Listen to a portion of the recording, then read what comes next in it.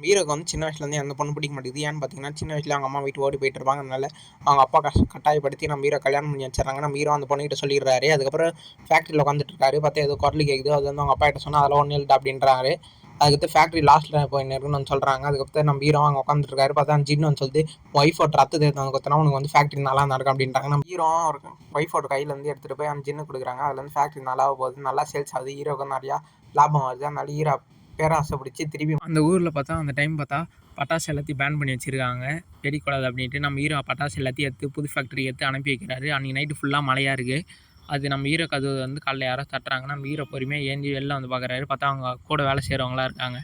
அதுக்கடுத்து நம்ம ஹீரோ ஃபேக்ட்ரிக்கு கூட்டின்னு போகிறாங்க. பார்த்தா அங்கே போய் பார்த்தா ஃபுல்லாக தண்ணியாக நிற்கிது. அதுக்கடுத்து தான் தெரியுது ஹீரோக்கு வந்து அங்கே பட்டாசு எல்லாம் நனைஞ்சிச்சு அப்படின்ட்டு. நம்ம ஹீரோ அடுத்தது கதவு திறந்து பார்த்தா எல்லா பட்டாசும் ஃபுல்லாக நனைஞ்சி போயிடுச்சு. அடுத்து நம்ம ஹீரோ கவலையாக வந்து திருப்பி அந்த ஜின்னு இருக்க ஃபேக்ட்ரியாக வந்துடுறாரு.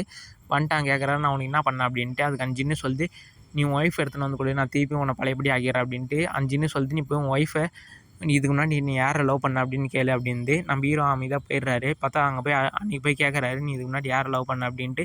அதுக்கு அவங்க ஒய்ஃப் சொல்லிட்டு, நான் சின்ன வயசில் தான் பண்ணேன், இப்போ யாரையும் நான் பண்ணல, நான் அவங்களெல்லாம் மறந்துட்டேன் அப்படின்றாங்க. நம்ம ஹீரோ அமைதியாக நம்பிட்டு திருப்பி வந்துடுறாரு. ஜின்னு இருக்க இடத்துக்கு போயிட்டு, நான் உன்னாலே என் ஒய்ஃபை சந்தேகப்பட்டேன் அப்படின்றாரு. அந்த ஜின்னு வந்து ஒரு கனவு உலகத்தில் போய் நீயே பாரு அப்படின்ட்டு சொல்லுது. பார்த்தா அங்கே வந்து யாரோ இருக்காங்க. அதை பார்த்துட்டு தான் நம்ம ஹீரோ சந்தேகப்பட்டு ஒய்ஃபை எப்படியாச்சும் இது பண்ணிடலான்ட்டுன்றாரு. அது அவங்க அப்பா கிட்ட போய் நடந்தது எல்லாத்தையும் சொல்கிறாரு. அதுக்கப்புறம் தான் அவங்க அப்பா சொல்கிறாரு, நீ ஒய்ஃபை கொன்று அந்த ஜின்னு பேச்சே கேளு அப்படின்றாரு. ஊர் மக்கள்லாம் கேட்டாங்கன்னா நான் சொல்கிறதுன்னு கேட்டால் உங்கள் ஒய்ஃப் எங்கேயோ ஓடி போயிட்டா அப்படின்றேன்னு சொல்கிறாரு. அப்போ தான் நம்ம ஹீரோக்கு தெரியுது அவங்க அம்மா இதே மாதிரி தான் சொல்ல வச்சுருப்பாங்க அப்படின்ட்டு.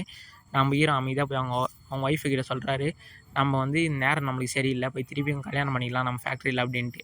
அதுக்கடுத்து நம்ம ஹீரோனையும் சரின்னிடுறாங்க. அடுத்த நாள் காலைல போய் கிளம்பி போகிறாங்க. பார்த்தா அந்த ஃபேக்ட்ரியில் யாருமே இல்லை. நம்ம ஒய்ஃப் வந்து எனக்கு என்னோ தப்பாக நடக்குது, நம்ம போயிடலாம் அப்படின்றாங்க. பார்த்தா அதெல்லாம் ஒன்றும் இல்லைன்ட்டு நம்ம ஹீரோ சொல்கிறாரு. அதுக்கடுத்து பார்த்தா நம்ம ஹீரோனை சுற்றி பார்த்தா டப்புன்னு நெருப்பு பற்றிக்குது.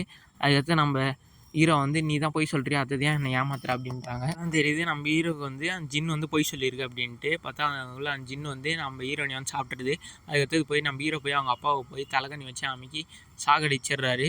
அதுக்கடுத்து நம்மளால் ஹீரோவால் பொறுக்க முடியல. அமைதியாக போய் அவர் அழுதுகிட்டே நம்ம ஃபேக்ட்ரிக்கு திருப்பியும் போயிடுறாரு. அந்த ஃபேக்ட்ரிக்கே ஜின்னு இருக்க ஃபேக்ட்ரிக்கே அங்கே போயிட்டு பொறுமையாக அழுதுகிட்டே கதவு திறந்துட்டு உள்ளே போகிறாரு. நம்ம தப்பு பண்ணிட்டோமே அப்படின்ட்டு. பார்த்தா அதுக்கடுத்தது கயிறு எடுத்து மாட்டி அங்கேயே தூக்கு போட்டு இறந்து போயிடுறாரு.